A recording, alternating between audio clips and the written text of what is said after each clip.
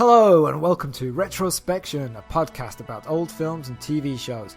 My name's Colin, and congratulations guys, you just staked out a roll of toilet paper. And I'm Paul, and I'd like a direct feed from your floater. I bet you would. In this episode, we're taking a look at Michael Crichton's Runaway from 1984. In the near future, a police officer specialises in malfunctioning robots. When a robot turns out to have been programmed to kill, he begins to uncover a homicidal plot to create killer robots, and his son becomes a target. Dramatic. Stars Tom Selleck as Jack Ramsay, Cynthia Rhodes as Karen Thompson, Gene Simmons as Luther. But not that one, as we say. Kirstie Alley. The other one. You done? Yeah, I'm just reminding You're reminding people who've never heard of the other Gene Simmons. Oh, come on, everybody's heard of the other Gene Simmons, Cleopatra and all that. No, she wasn't in that, was she? I'm thinking of the other one. What's the one where they nail them all up at the end? Spartacus, that's the one. What? The Bible story? No, don't say that. I thought you were going to say Life of Brian. Kirstie Alley as Jackie Rogers, G.W. Bailey as Chief. Oh, great name though. And Joey Kramer as Bobby Ramsay. Directed and written by Michael Crichton, and music by Jerry Goldsmith, his first all-electronic score. Yeah, it's a weird one for him, isn't it? Yeah, lots of beeps. Is that the technical term? Lots of beeps. So yes, lots of beeps and bops. I thought you were going to say whiz bangs. No whiz again. bangs in this. Actually, there's a couple. Oh, okay. There are actually, aren't there? The film was a box office flop on its release, only grossing just under $7 million. And what did it cost to make? I have no idea. It's not written down. I can't figure that out. So no one knows. I can't imagine it was hugely expensive. It probably cost more than $7 million, though, didn't it? I would think so. Yeah. Yeah. I imagine that Tom Selleck's moustache got 6.5 million on its own. Well, you know, he's got a big job on with that moustache, hasn't he? Yeah. You know, it has its own Twitter feed. Does it really? Is it the moustache stealing water as well? For its avocados. Yeah. Do you have any tidbits about the film you'd like to throw? The only interesting thing that I uncovered was that apparently this was former Romanian dictator Nicolae Ceausescu's favourite movie. Apparently he screened it multiple times. Wow. That says a lot for it, doesn't it? It does, yeah. I wonder what aspects of it he found enjoyable. Floaters. Probably. He ended up a floater, didn't he? Good, yeah. So let's hear the trailer. It is the future. Mysteriously spreading across an unsuspecting city. Machines trained to serve humans are turning against them. What do you got, Jerry? Model 912 cut up 2 people inside the house. I'm going in. You're going in? We can send a disarm robot in. It hit the floater, it'll hit the disarm, and any minute it's going to decide to hit the kid. An ingenious conspiracy has begun. And someone has to stop the madman who started it all. We've got a non-standard chip here. Can turn any domestic computer into a killing machine. Working late at night all by yourself. I just had a few things to finish up. No, big I deal. insist. Let me help you. No. Bug detected. A lot of bugs, Jackie. I thought I was queen. Luther really wants to keep track of you. Why's that, Jackie? This is a bad guy. He's killed 5 so far. I want him. I'm telling you, I can't go out there. I can't go out!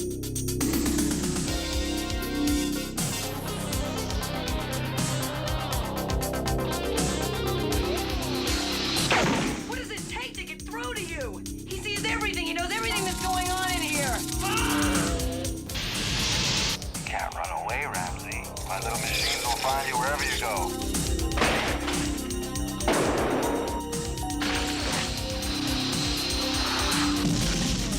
You heard of a bullet that has your name on it? This isn't a runaway. This is murder. We're never gonna make it through this one.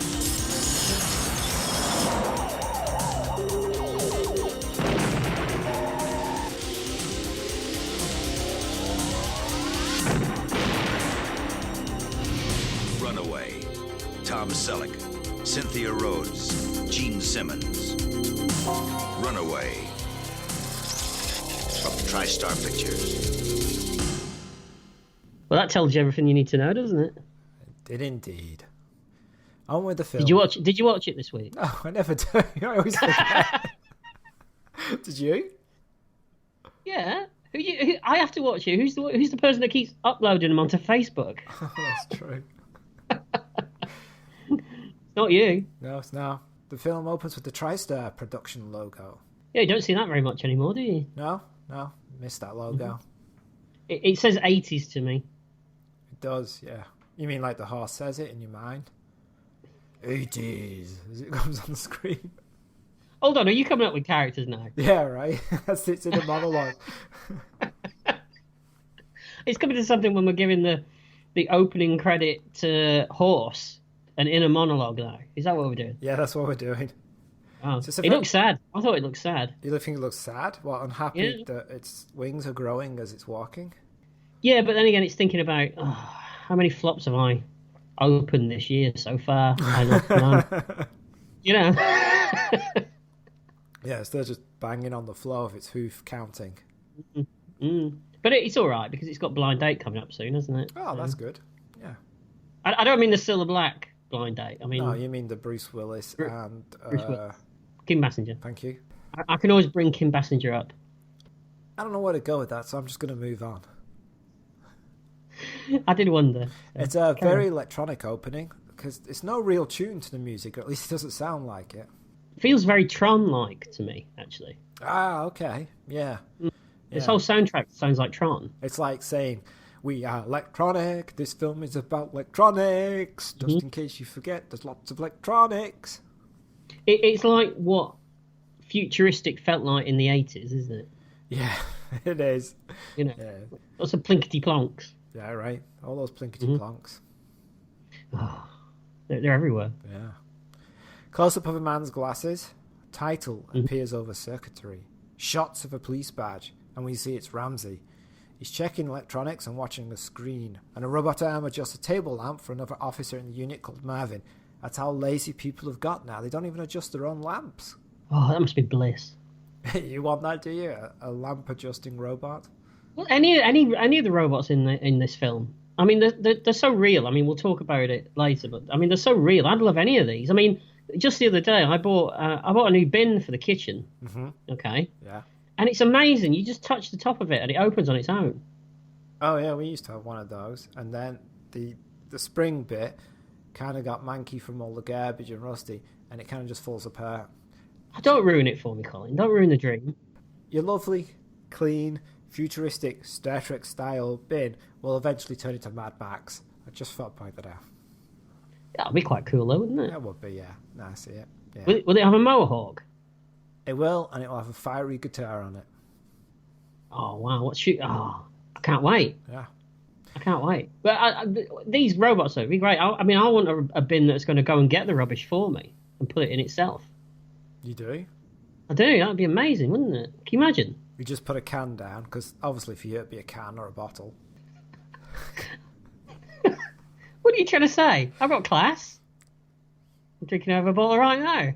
I'll have you know. Yeah. So you put it down and the robot comes over, you pick it up and take it. Yeah. It'd be amazing, wouldn't it? You wouldn't even have to take out your own rubbish. I guess. Can you imagine the other things you can have robots for? Wow. It'd be endless, wouldn't it? Tell me. Give me one. Surprise me. Well, I mean, you could have one. It would be no end to it. Can you imagine a robot a toilet robot that where's just... this going?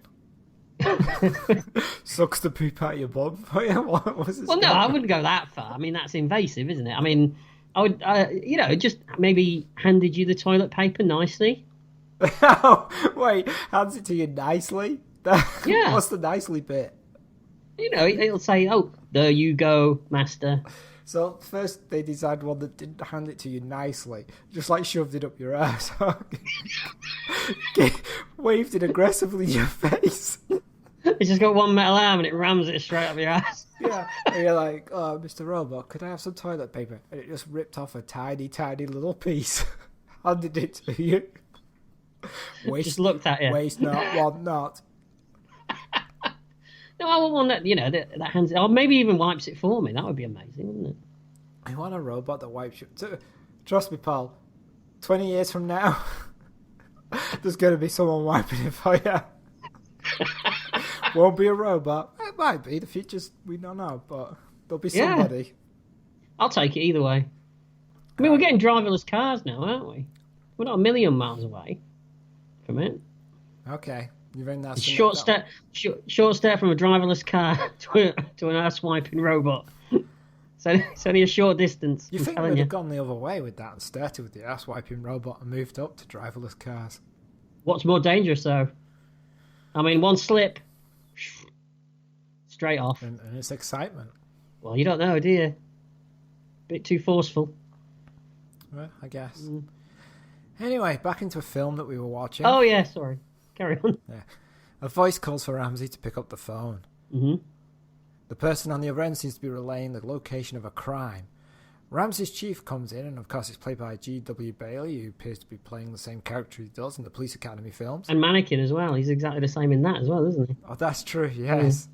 Yeah. And he introduces Ramsay to his new partner, Karen Thompson, played by Cynthia Rhodes. She's not really been trained for this position, has she?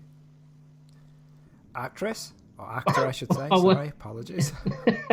No, I mean, the character-wise, the character hasn't been trained. She doesn't know anything about robots. Yeah, that's interesting. You think they should be trained on robots before they become part of a robot squad? Well, they're not a robot squad, they're humans, but you know what I mean. You'd think it would help. Yeah. A robot squad. It would be, yeah. No, that would be amazing, wouldn't it? Yeah. You're on the robot squad. And Cynthia Rhodes didn't do many films, right? Yeah, she kind of dropped off the radar a bit, didn't she? We know why. Do we? I don't know why. Allegedly, it's her husband didn't want her to do any acting anymore. Oh, really? Yeah. So not only did Richard Marx infect us with his music, he also stopped us from seeing the wonderful Cynthia Rhodes in any more films. Kind of man be even more evil. Richard Marx? Yeah. The musician? I use the term loosely. Subjectively, yes. Big Her Richard Marx from the 80s, early 90s. I've never seen him down below, but yeah. Oh, what a douche. Yeah, right? Yeah. So anyway, the instructions are quick, and Ramsay takes her out on the call. Mm-hmm. As they walk through the station, Ramsay tells her what equipment she'll need. It turns out her previous assignment was traffic. So as Paul said, she seems to know a little about robotics and computers. Thank you. Yeah. While carrying the bag of equipment, she asks, do we need all this stuff to stop a runaway robot? In fairness, though, 3 minutes in and we get the title and we know what they have to do. Yeah, you can't fault it for that. Nope. Can you? Nope. No? Yeah. What do you think, just out of curiosity, just as an aside, what do you think of Michael Crichton as a writer? I've only read a few of his books, and one of them I threw in disgust. Which one would that be? Disclosure. Oh, that's the one that's written like a 3-year-old writes, isn't Well, it? there's a scene at the very beginning of the book where he's in the shower and he's thinking of his wife. And he starts talking about her like she works in this place and she does this, as if he's never met her before. Mm-hmm. It's just exposition to tell us what she does. Yeah. But it's a weird thing for somebody to be thinking about in the shower about a wife that he's been married to for quite a while. Mm-hmm. So I was like, I Yeah. don't like this. I've read a few of them, and I've seen a lot of the movies he's written, and I don't know. I kind of waver between he's all right or he's a hack. I'm not too sure, to be honest. I like his other movie. Which one? The one with the ape. I just thought I'd leave that vague.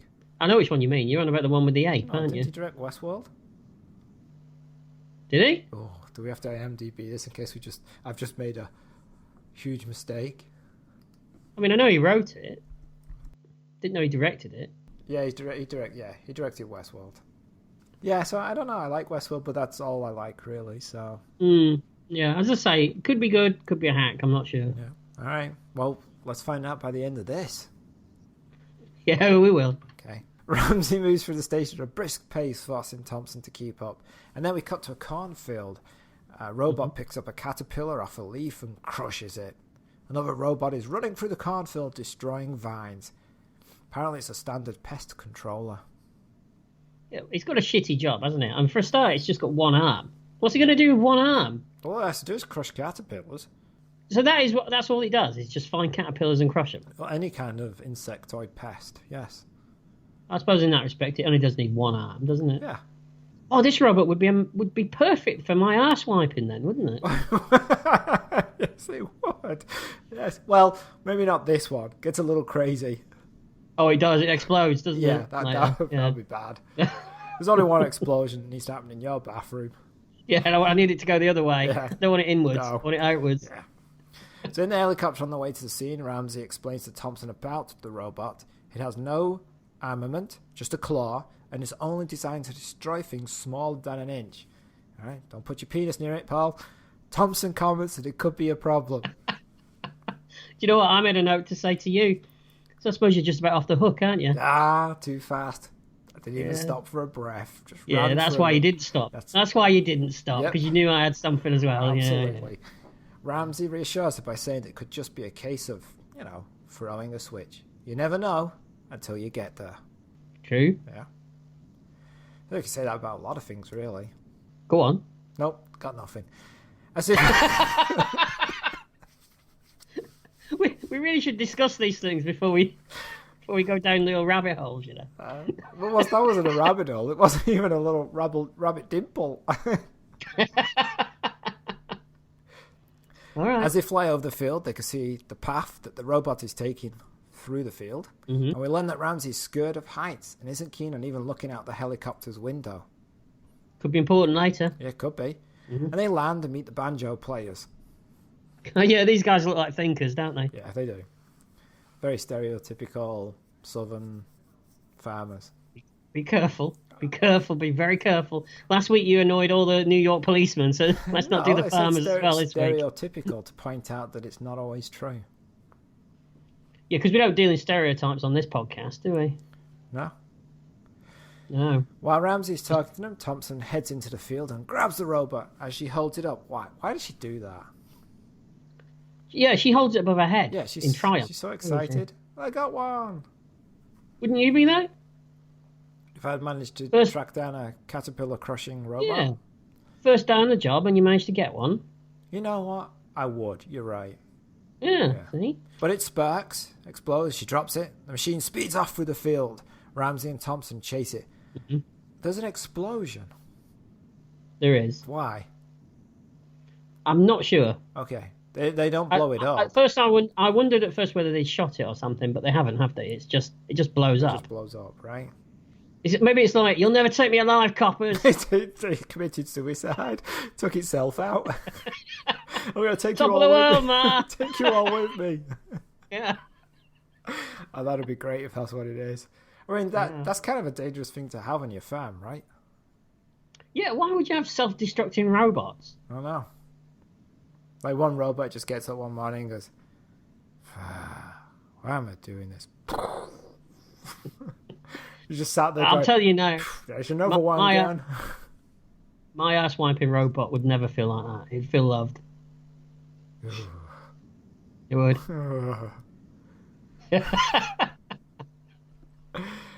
As they leave the cornfield, Thompson questions Ramsay about why he chose this work and not the regular police. Ramsay says, Can I just stop you there and just say, didn't you think that as they're walking away from this explosion with the robot that's blown up, don't you think the black faces are a bit cartoonish? They're all covered in soot, aren't they? Yeah, they are. Yeah, it's like a Roadrunner cartoon or something. It is, right? It's surprising the uniforms weren't torn. Exactly. If it was bad enough that it blackened their faces, I think they'd be in hospital, wouldn't they? That's true. Yeah. Yeah. You know, it's just amazing that Cynthia Rhodes' uniform wasn't torn off. Yeah, that would be awful, wouldn't it? Terrible. Maybe Selleck extended his moustache over her to protect her. You like Batman's cape? He just straight over. What do you think of Tom Selleck? I think it's a shame that he never managed to sort of step over into the A-list movie star, because he is a movie star. Yeah, he is. But he's one of those movie stars that he pretty much plays it the same way all the time, right? But then so does Harrison Ford. That's what I mean. It's one of those old style actors, you know. Yeah. And yeah, he is charismatic. And if only I watch anything and I see like the storyline or, you know, who's in it, the plot, I'm like, And then it says Tom Selleck's in it. I'm always like, oh, I'm going to watch that now. Yeah, I mean, it's the only reason I watch Quigley Down Under. Which is actually a good film, right? It is, but I would never have touched it otherwise. No. But it's weird that he also looks the same in everything. He is, and he's, like as you say, he's charismatic, and he he's a big guy. I mean, he holds the screen, doesn't he? Yeah, he does. I think. Yeah. Mm-hmm. Yeah. All right, so we're Tom Selleck fans then. Yeah, I can see where this is going. So Thompson wants to know why Ramsay chose this worker, not the regular police, but he's kind of annoyed that she referred to the other work as regular police. Mm-hmm. And he says he kind of fell into it, realized he enjoyed it, took some classes on robotics, and realized that soon he knew more about it than anybody else. Yeah, he's one of those characters, isn't he? Yeah. And Thompson asks if his vertigo was why he left working the streets. I mean, she kind of says that a situation where that would matter probably doesn't happen often. And, you know, for the audience, it's obvious that vertigo is not the reason he no longer works the streets, but he doesn't explain it to her. This scene, though, it is going back a little bit to what you were talking about, Michael Crichton, and that scene in that book that you were talking about. It's heavy exposition. It is, but the only reason this works better is because she doesn't know him, so she would be asking these questions. Yeah, and I think it plays better because of the actors. Both the actors are likable, aren't they? Yes. And you kind of forgive you can forgive things like this when the people on screen are okay with it. That's true. It's like mid-80s Bruce Willis doing this. You'd accept it, but 2017 Bruce Willis, you'd be like, yeah. Well, that's the way that he is. Yeah, that's true. I think he gets the script and he's like, ugh. I'll just sleepwalk. All right. Yeah. Yeah. So it's a shame. It is. As they get back to the helicopter, hey, we haven't done a Bruce Willis film, have we? We haven't. We'll have to correct that, won't we? Yeah. But we'd have to do something like... Striking Distance? Oh, yeah, it has to be something like that. Or what's that one where he played Tom Mix?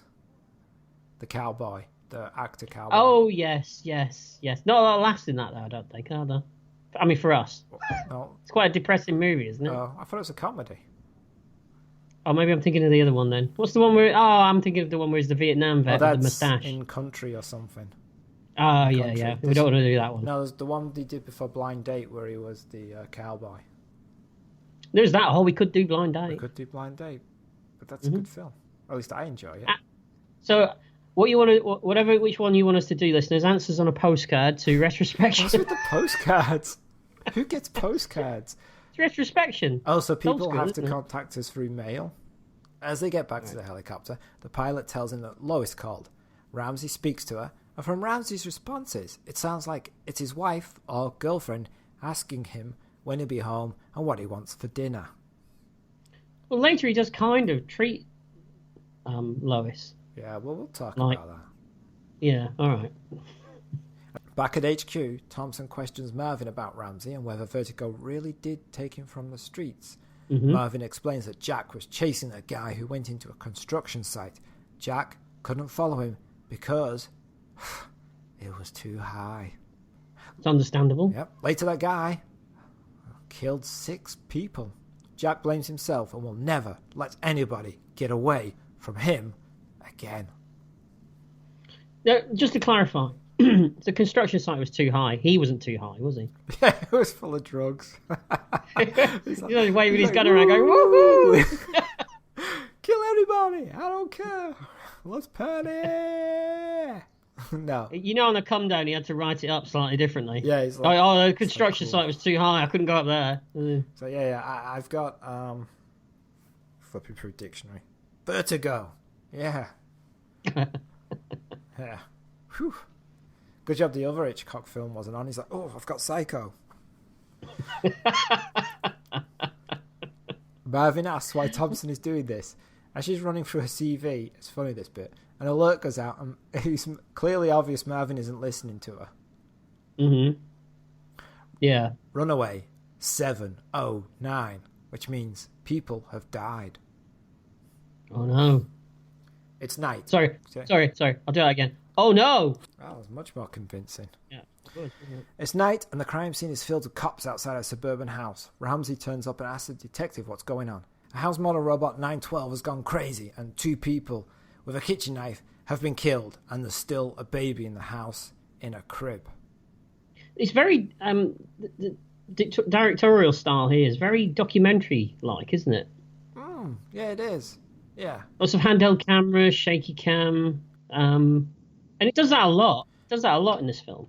That's the only artistic nuance we seem to see in the film. I think so, yeah. He's going for gritty, isn't he? Because he thinks probably I kind of going to give it some kind of credibility. I don't know. I kind of feel like he goes for basic. You reckon? Think he's basic? Okay. Right. Interesting. The detective tells Ramsay that they've killed the utilities and used white light bath, white sound bath, which is probably just like a lot of old jargon, but it sounds good.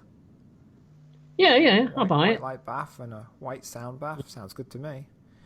Oh, I'd love a white sound bath. Would you? Mm-hmm. With bubbles? And then I get my robot to wipe your dab ass. me down with a towel. While you're in the bath. Yeah, it could come and talk to me, couldn't it? What would it say? Oh my god, It would say, I'm horrified. Yeah. I will never be the same kind of robot again. It could come and scrub me. Please help me.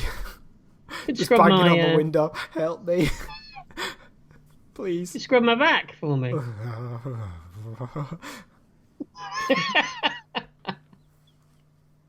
You know, it could come with attachments. You got a special one for wiping your backside. You've got other attachments for other toiletry services and bathroom services. So, robot, you're here today. Nobody's judging you. Can you tell me where he touched you? I didn't touch the robot. The robot touched me. All right. Yeah. So remember that. So Ramsay asked the detective, "Do you have a floater?" He said, "Wow, Ramsay, one shit I can't flush, and you never let me forget about it." Turns out a floater is something else, and detective goes away to prepare it for Jack. I thought like maybe a floater was a turd that they used to distract the house cleaning robots. The robot sees it and goes, "Oh no, look at all this shit all over the floor." Yeah, they throw it through a window. The robot trumples over it going, "Dirty, dirty."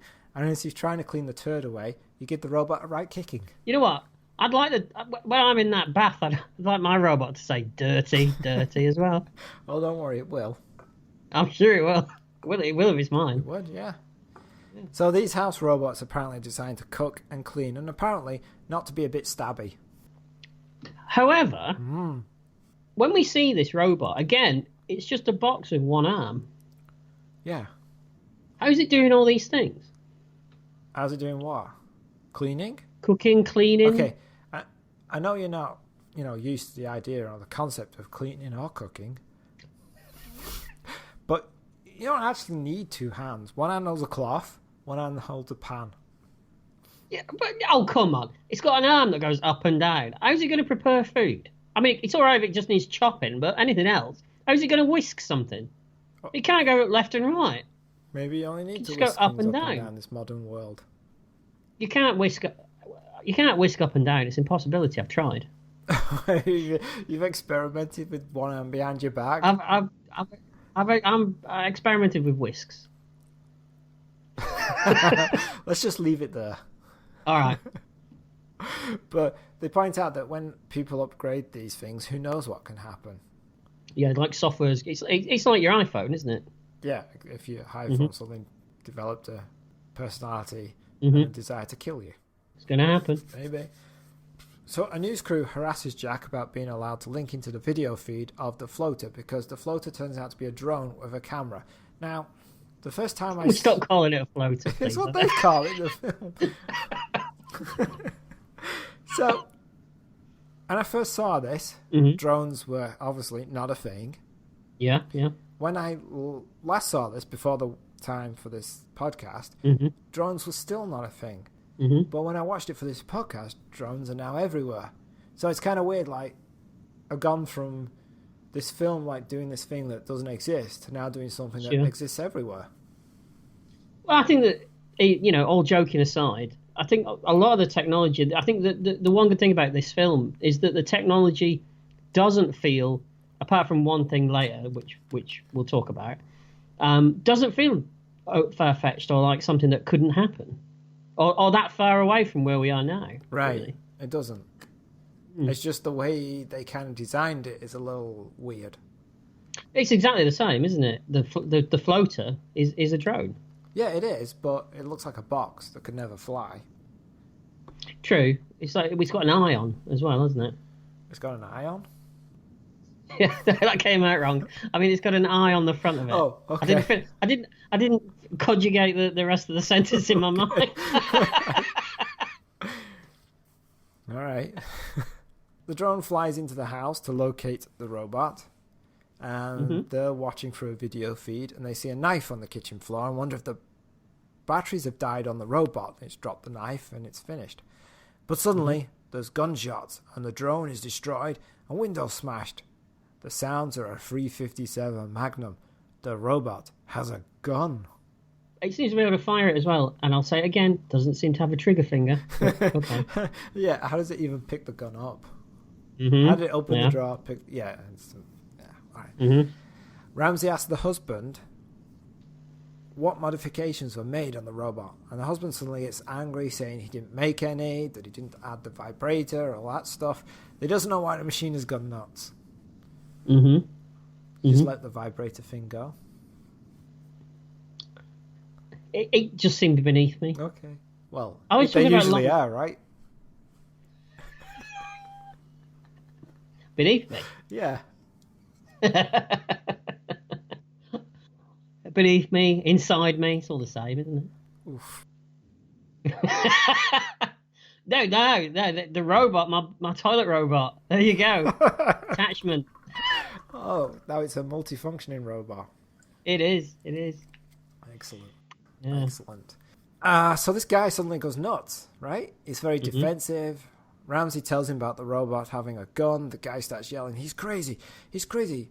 "Who's crazy?" asks Jack. But then the guy runs off, pushing the news crew out the way and yelling, "No pictures! No pictures!"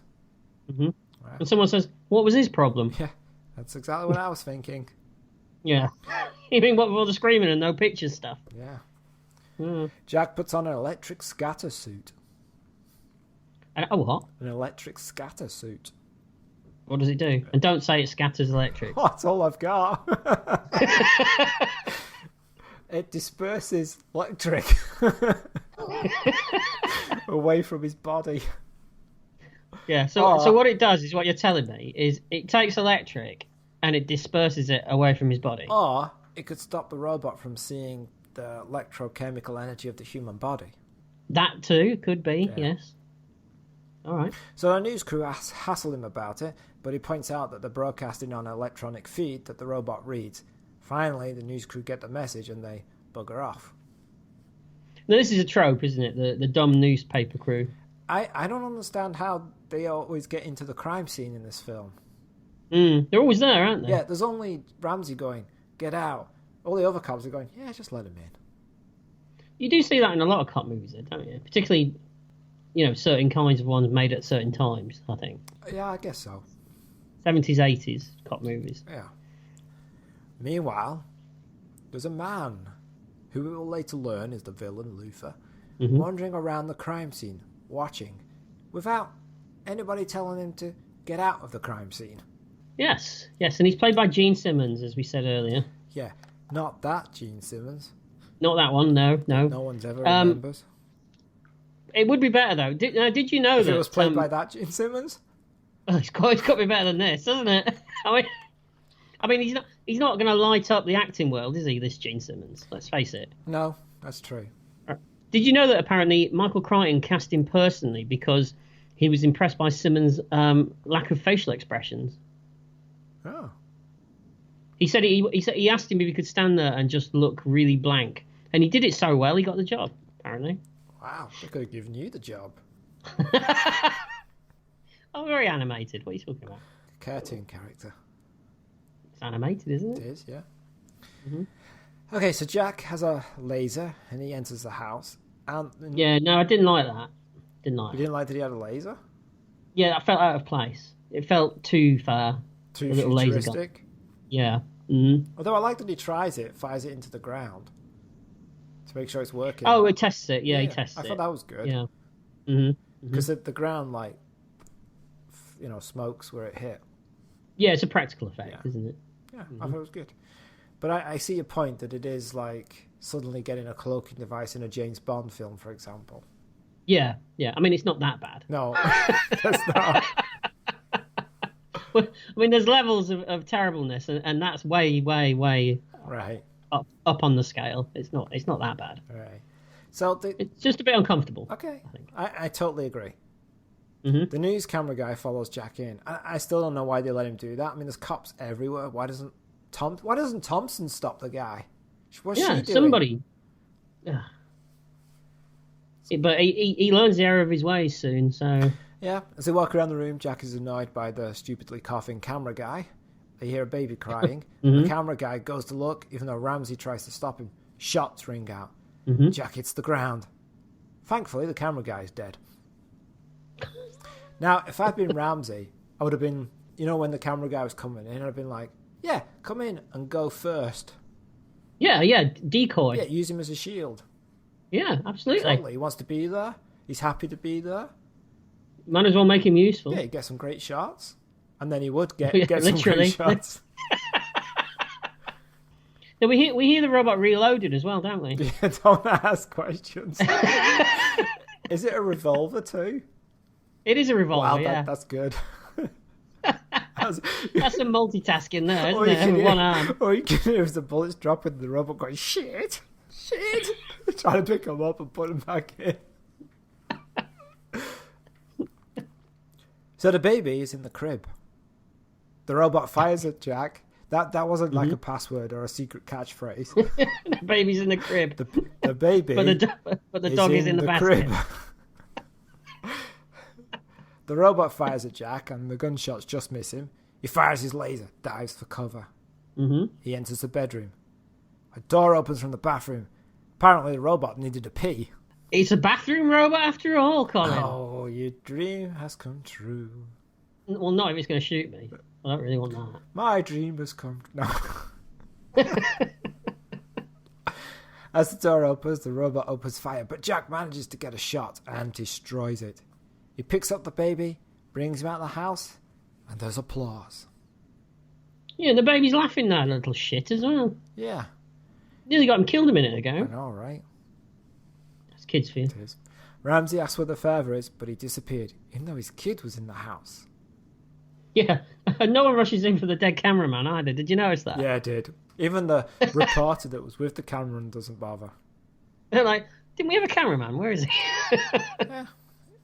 He's disposable. Yeah. To a penny, aren't they? Yeah. Later, Jack brings Karen to his house, and she meets Bobby, who's Jack's son. And he's the standard 80s kid that never shuts up, isn't he? That's right. He is. Mm-hmm. Lois turns out to be a house robot, like a mobile Google Home or Alexa. Yeah, she's kind of a cross between a coffee maker and a fruit machine, isn't she? Yeah. So, do you think when Go on. Ramsay gets lonely, do you think Lois gets a little bit of, cuddle time? Well, if he does do that, I'm hoping that there's somewhere he can,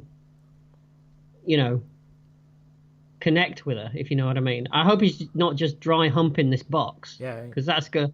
Imagine if you walked in on him. I know. Karen Thompson's like, wow, Lois, you've got a shiny robot exterior. Ramsay must be always buffing you up. Meanwhile, Lois is going, just look at the haunted expression in my eyes. Right. Turn me off, please. Anyway, that doesn't happen. You're disgusting for thinking of it, pal. Yeah. Karen asks Jack about Bobby's mother, and it turns out that Jack's wife was killed in a car crash. Lois asks Karen if she's staying for dinner, but she isn't, and leaves. Yeah. Goes to see his kid in bed, doesn't he? He does. His son is watching TV in bed, right, under the covers. Mm-hmm. Yeah.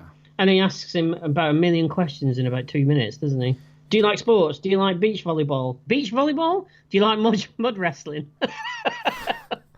He also asks him about Karen and whether his dad likes her. Yeah, I was paraphrasing. Okay. And he says he wouldn't kill you to get married again. Mm-hmm. And then he asks his dad if he was scared to go into the house. And Jack says, yeah. Don't blame him, really. No, I'd be scared too. That's why I would have sent the cameraman first. Well, I mean, especially if those robots can reload with one arm like that. Yeah, who I mean, knows it's magic, isn't it? Oh, yeah, exactly. Yeah. Bobby asks if Lois would ever go crazy like that other robot. Jack reassures him that she wouldn't. Mm-hmm. Now, if he'd been smarter, he would have said, well, Bobby, if you don't do what I say all the time, Lois might get a little thumpy. You just can't tell. and then leaves the hold on, and then leaves the bedroom and turn the light off, just leaving Lois standing in the bedroom doorway, watching Bobby with one red light glowing. This is a different movie, this. That would have been good, wouldn't it? It would. It's very sinister. Just go, you never can tell, Bobby. Click. This is just Lois going. You know that when Tom Selleck's character gets drunk at night, he programs Lois to talk filth at him. You know that, don't you? Oh, really? That's what you think. In that silky voice that she's got. Is that what you do to your Alexa? It doesn't work. I mean, no, I don't. I've never tried. Hey? At HQ the next day, they discover an unauthorized chip in the 912 that went crazy. Suddenly, the chip smokes. Ramsay grabs Karen out of the way, and Marvin dives for cover. The chip explodes. The chief, watching through the glass at the explosion and flames, simply says, "Assholes." It's a funny scene. I like that bit. Don't they call, when it blows up, they call it an arsonist special? Yeah, and Marvin says, "This isn't a runaway. This is murder." An officer runs in and tells Ramsay he has a call and that he's going to love it. He's not going to love it, though, is he? No, because we cut to Ramsay and Thompson arriving at a construction site. Turns out a stacker has gone nuts on the 18th floor and is stacking bags of concrete over the side, which are then falling to the ground. You know all it's doing is just trying to look busy when the boss comes round, don't you? Oh, you'd know that experience, right? No? What are you on about? Put words into my mouth. I'm just saying, you know. Going, I'm just stacking concrete, throwing bags over the side. Technically, you're still working, so yeah, what's the problem? He's not exactly stacking, though, is he? You're still working, you're still lifting the stuff and, you know. Destroying it. It's still work in my book. Yeah.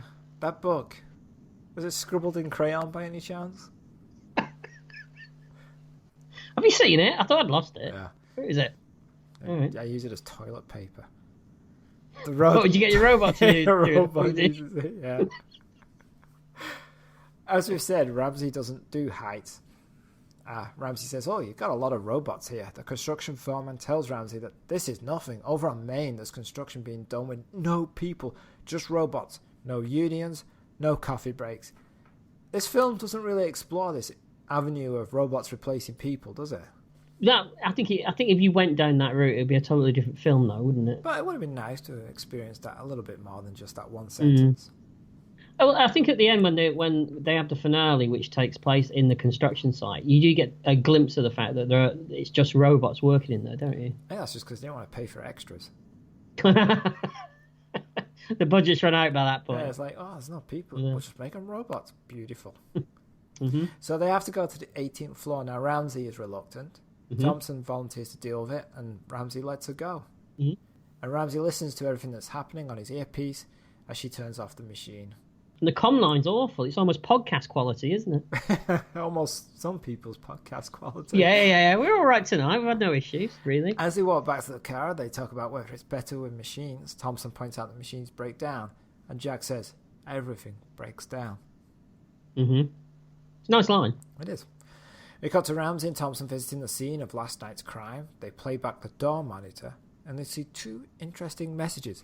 One from the husband's business partner who is panicking about something, and one from a robot repairman who has come to look at his house robot. We recognise this guy as the man who was watching the crime scene. Obviously they don't. We do as the audience. The rest of the tape has been erased. Ramsay wants to know who he is. Not who Ramsay is. He's not like suddenly got Alzheimer's. I mean, he wants to know who the person did the tape is. Sorry. Yeah, I think I'm following you. Okay, that's all right. Good. So, we cut to a I haven't got Alzheimer's either. Surprisingly. How would you know? Tuesday. You could have forgotten that you had. What were you asking me? Never mind. We cut to a lab with Dr. Luther looking at something in a microscope. He's happy with what he sees. He is. He is. And he's with Harry, the husband's business partner, that we saw in the video earlier. Harry will only hand over all the chips once Johnson and he get paid. He's oozing charisma and charm, isn't he? Gene Simmons. Yeah. Luther asks him if he has seen Johnson. Harry says it's a tragedy what happened to his family. Luther says he'll pay Harry now. The money is in a briefcase. Harry hears a sentry robot and watches it go by. tense for a second. Mm-hmm. When he turns back around, Dr. Luther and the chips have gone. Harry opens the briefcase and realises the money. It's just bundles of paper with one note on top. It's interesting that we still have paper money in this future. Yeah, they didn't get that right, did they? No, I should have gone for Bitcoin. You would be like, woohoo, all this Bitcoin. Oh, no, it's worth nothing. Oh, wait, now it's back again. Woohoo! Ah, nothing again. Within the space of a minute? Yeah, that one scene. Just him going, woohoo! Oh, woohoo! Oh. But in the movie, he's stiffed him with the money, hasn't he? He has, and then suddenly a robot spider springs out, syringes Harry in the neck, then explodes, killing him. Johnson watches through the door. These bugs, robots, they're not good, are they? What do you mean? Well, I mean, so this little bug robot can somehow leap onto you, even though it can barely manage to crawl along on its own weight, and then somehow it stabs you in the throat and sets you on fire. Just kick it. Just kick it before it comes even close to you. Oh, you're so brave when you're not faced with a robot spider, aren't you?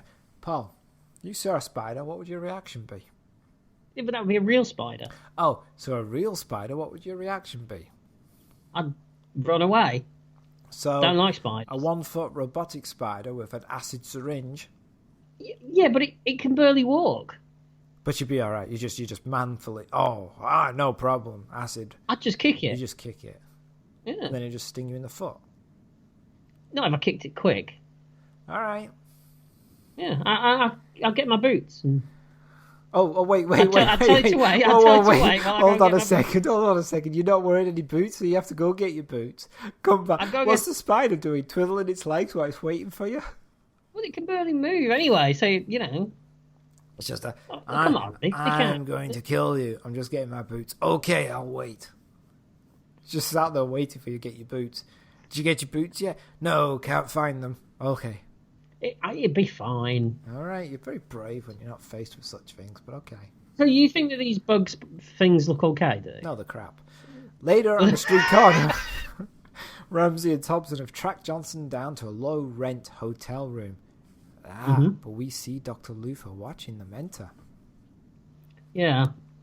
Ramsay tells Thompson to keep an eye on the elevator, kicks the door open, an alarm goes off. Johnson inside, and he shoots. Ramsay tells him, it's the cops.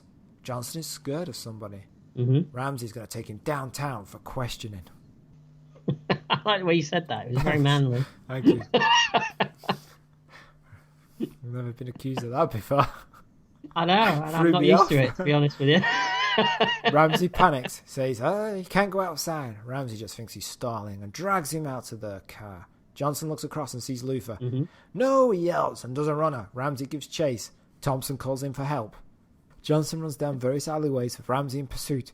Ramsay knocks him down at the end of the alley. Luther fires a bullet which can track its victim.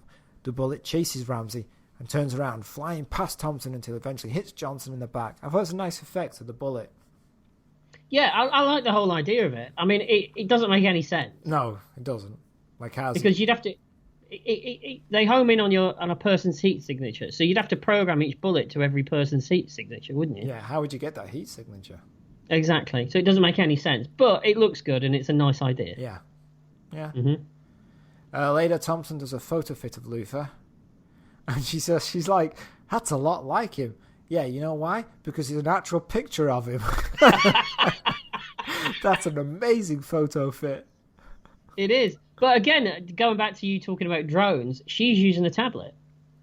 She is. Long before they even existed. Yeah, see? This for everything this film gets wrong, it gets something right. It does. Yeah. So there's a robot sniffing Johnson's body. What? Did you see that? Oh, the one with the weird with the hose, yeah, and it's just like running its hose across his body. It's going, oh, it smells good. Maybe that robot's not even on the floor. Yeah, they're just passing by. Is that the CSI drone? No, they're a block away. Then the robot just runs off, starts sniffing somebody else. It's just randomly running around sniffing people. If you had a sniffing robot, what possible use would that be for? I don't know, but he'd be horrified on some days in my place. curry night. Yeah, he'd be like, why is that robot on its back with its legs in the air? It's the fourth one this week you've killed. Just like, oh, beans. That's what I call the robot. That would be ironic, wouldn't it? What, beans? Yeah, just call it beans. Just so it knows that that's the thing that'll kill it. You're named after the thing that's going to destroy you. Yeah. All right.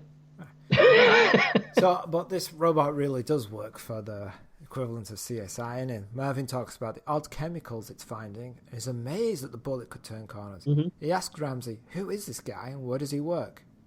Ramsay says, I'm a police officer and I work with you. No, actually, Mervyn's talking about the victim. And the victim works for Vetrocon. Vetrocon to me sounds like one of those dodgy 80s video labels. You know, the ones that only put out dodgy Mad Max knockoffs. Yeah. Those kind of labels. You remember those? Yeah, I do. Did you write that down? Yeah. Okay. Well, did you? It was fun just watching you reading it. I saw you at the beginning go, got a joke. Gonna move up to it. Moving into the joke. Getting ready for this. Saw a moment for it. And then you went. It wasn't really a joke. It was more an observation. This is how I work. Yeah, no, it's fine. It's fine. It was just amusing watching. It was watching the magic happen. Yeah, exactly. We cut to Ramsay giving a retina scan on a Vetrocon computer. He requests for a record of Johnson, and this reveals that Johnson works on special projects, but doesn't reveal what they are. He needs more information. As they talk, it turns out they have a runaway in the building. That's right. A computer is zapping one of the employees, Jackie Rogers, played by Kirstie Alley. What do you think of Kirstie Alley? Don't look at me like that. It's not a hidden question or anything. Just in the day. All right. At this point. What now? I haven't seen her. No, at this point in her career. I can't think. Had she done at this point? Has she done Wrath of Khan? She'd done Wrath of Khan at this point. Yeah. Okay. But I think it was before she was in Cheers.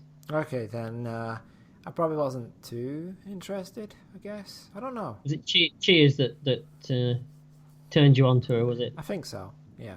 Right, okay. Yeah. All right. I don't mind her. She's all right. Yeah. So they look up information on the robot. Nonchalantly, I said that. Yeah, she's all right. All right. I wouldn't cross the street, but yeah.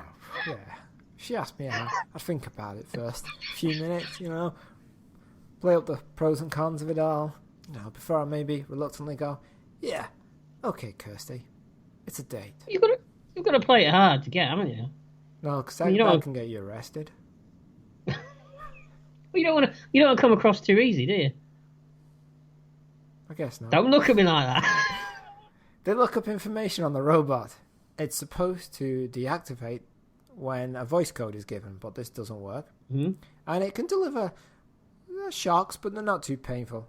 And Ramsay's suddenly like all macho once he's seen, what Jackie Rogers looks like. He's like, oh, I can deal with this. I don't need protective gear. And the guard says, doesn't he look at her on the screen and say, she's very attractive? Yeah, that's the first thing he says. Yeah, I mean that'd be a conversation he'd be sent to HR for, wouldn't it? Yeah, it would be. It's like, what, you don't rescue them if they're not? Yeah. How does this work? Is there a scale that we should be aware of? If they're tipping that scale, I think he's not interested. Yeah, the guard says, I thought you guys normally suit up. And Thompson says, oh, he's in love. So I've written a note here, and I'm not sure where it fits in, but I've written he enjoys water sports. What? Where was that? He enjoys water sports. Where was that? I mean, that's just a personal observation. I don't know what's that got to do with the scene. Maybe my mind was wandering. I don't know. I have no idea. Anyway, carry on. Yeah, I don't know. I don't have anything that can match that. Anyway, in the room, the robot hits Ramsay with a stunner, and it keeps getting him, and it's more powerful than he expected. It's not just a little like shock; it really throws him over. Eventually, Jack managed to cover it with a jacket, then whacks it multiple times with a chair. Meanwhile, you can hear Ramsay's mustache protesting. Why doesn't he just shoot it? Has he got a gun? They've got great big Berettas, haven't they? They were using them when they went in the hotel room earlier in the previous scene. Yeah, why doesn't he just shoot it? Yeah. I mean, I understand the fact that he's meant to maybe he's not meant to damage it too much. Well, the security guard complains about it because of how much it costs, right? But then he just smashes it with a chair anyway, doesn't he? So just shoot it. Oh, got it. Here we go. He doesn't mean to destroy it, but he's so annoyed and angry by being shot and sparked and stunned, right, okay. And in front of someone that he suddenly finds attractive, you know, he's embarrassed, that his anger gets to him and he whacks it multiple times on the robot. Okay, I'll go with that. Yeah. So he didn't mean to destroy it, he's just angry. Okay. Yeah. So Ramsay offers to help Jackie home, but she says she's okay. And then in the tussle between helping her and not helping her, her purse is knocked over and a load of chips fall out of her purse. And that is my kind of girl. Chips in the purse? Oh, girl with a bag full of chips? Lovely.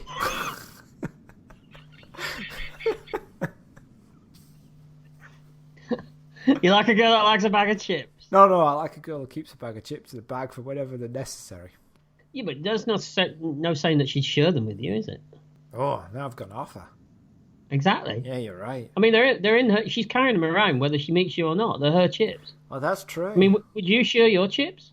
I'm a modern man, ladies, so yes, I would. Oh. He's a modern man that carries a bag of chips around with him. No, I don't. All right. Girl does. He's a catch. We should point out that they're microchips. They're not actually fries. Yeah, it'd be good if they were, though, wouldn't it? That's what I mean. It'd be nice. Lord. I'm hungry. I'd like them more, actually. I'm hungry now. We'll just gird your loins until we're finished. Can we stop the podcast? I want chips. Chip break. Chip break. Back in an hour. Full of fries. An hour? Where are you going? Oh, it takes a while to order them.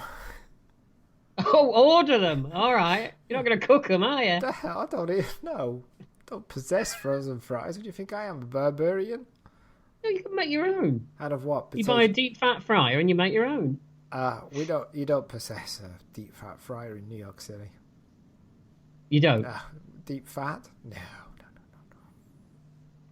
Why? Because that's unhealthy. Oh, fuck.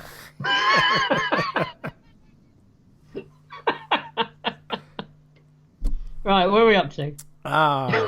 So these disgusted chips... with that. I'm just going to carry on. Ooh, he's so angry. The chips are the same as the ones that exploded in that robot that attacked those people in the house. What are these? Ramsay asks. Oh, he's supposed to be the computer expert. Doesn't recognise microchips? He's having a bad day. Yeah, he's having a bad day. He's just been beaten by a robot, embarrassed by the woman he's found suddenly attractive, even though he works with one of the most beautiful women on the planet. But, you know. It's not a modern 80s man. Is what? He's a modern 80s man. Oh, I think he's a 80s man. He's like, an 80s man as well. Like bubble bath. There's a gag only certain members of the British public are going to get, isn't it? I know, right? Do you remember that? I remember Matey, yeah. It's funny. You still get Matey? You can? Oh, yeah, you still get Matey. Is it still in a bottle shaped like a sailor?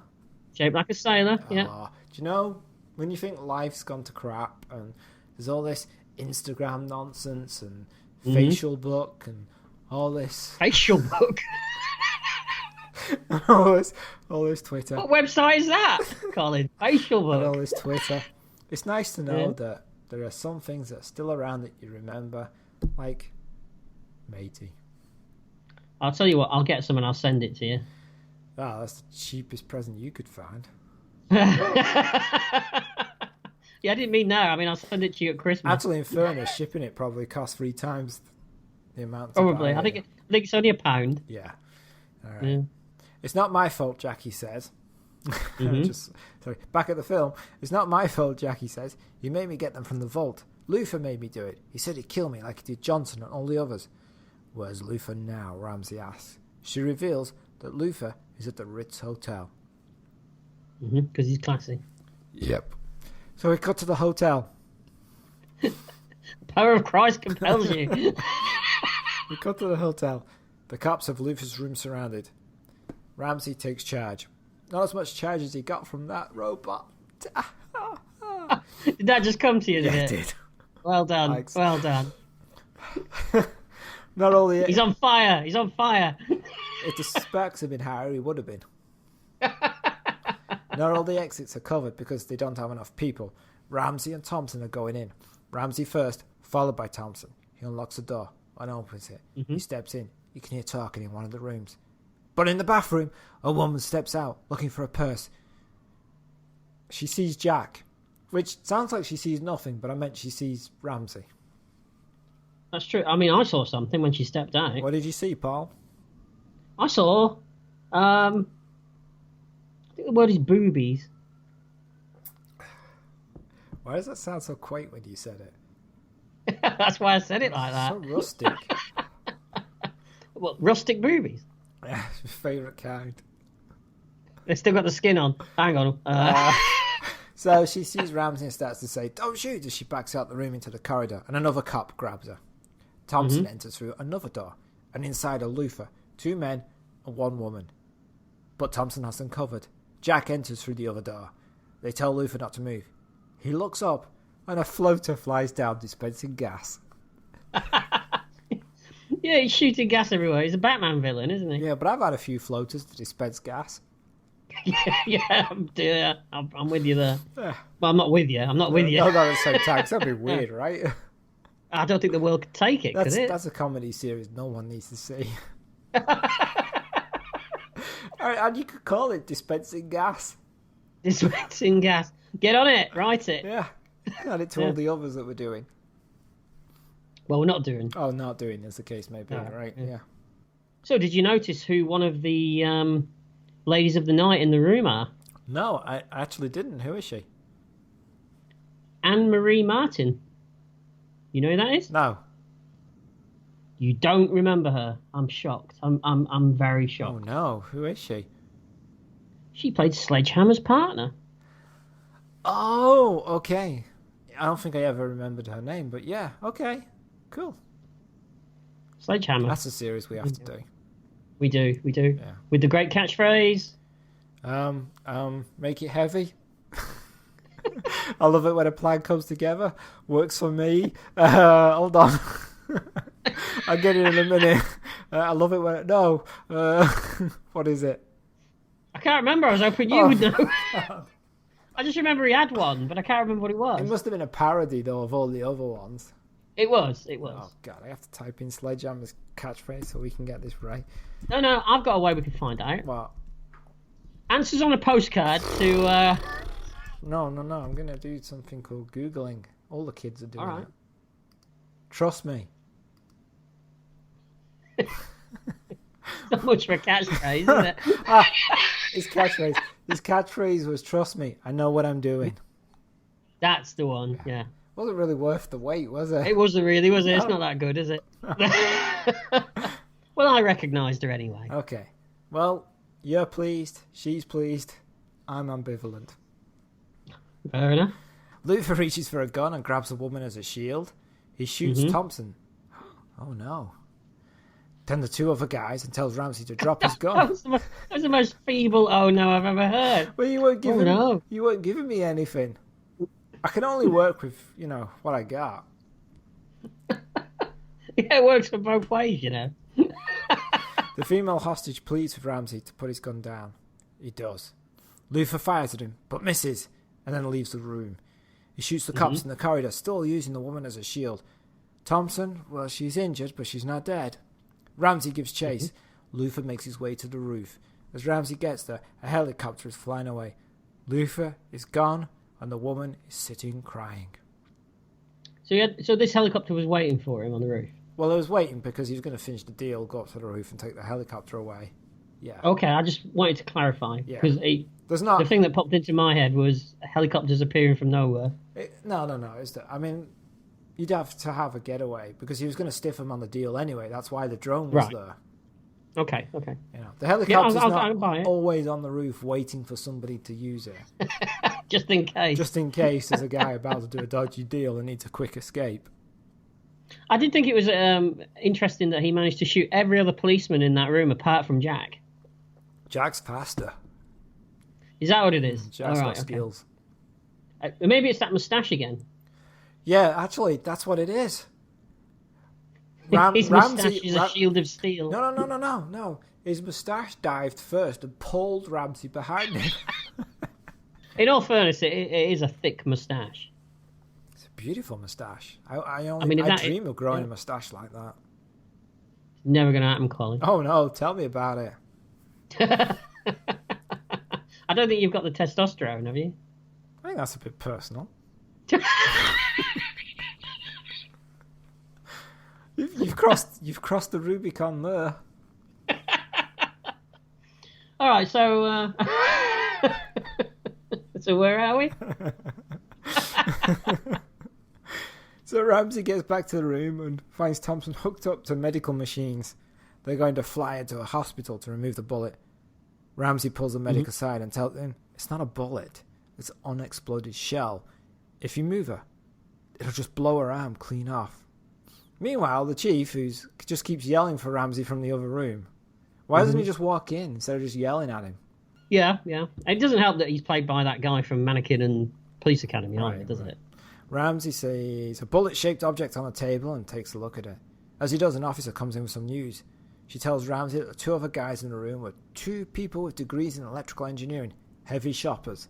But what were they buying? The chief is still yelling at Ramsay about this not being a runaway case and now cops have been killed, blah, blah, blah, blah. Ramsay hands over the object and tells the chief that it's a cutting-edge technology, a bullet that can fly around corners. Meanwhile, a medic... Cool. Yeah, it is. A medic starts to bring a robot in to remove the shell from Thompson's arm. Ramsay doesn't want it. They screw up all the time. That thing's a year old. But there's no better robot nearby. I like all that bit. It's good. There's crappy technology that people are using. Mm-hmm. It is how it is, though, isn't it? I mean, you can imagine that governments or whatever don't want to pay to give these organisations the best that's on the market, do they? Yeah. So Ramsay says, I'll do it. Clear the room. You know, this med tech was probably like, oh, thank fuck for that. Yeah, it's like, I don't get to screw this up. No one told me there's an exploded shell. I just thought it was a bullet. The room's cleared except for a camera so the others can watch. Mm-hmm. It's well done, this, though. It's very tense. Yeah, I mean, for a while I was like, okay, since when was this guy a surgeon? But I guess removing a shell from an arm is like neutralizing a bomb. And we see in the beginning Ramsay doing some like intricate macro circuitry, so it kind of works. I never put the link together. He's using tweezers, and he's at the beginning, isn't he? So it's not a million miles away from what he's doing here, is it? No. So I was like, okay, I can take that if you put the two together. Yeah.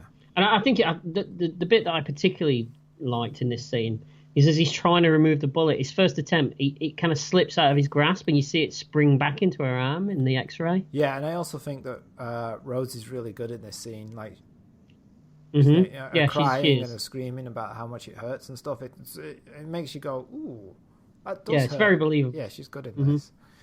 But he does manage to take the shell out, and he throws it, and it explodes in the room's bar area.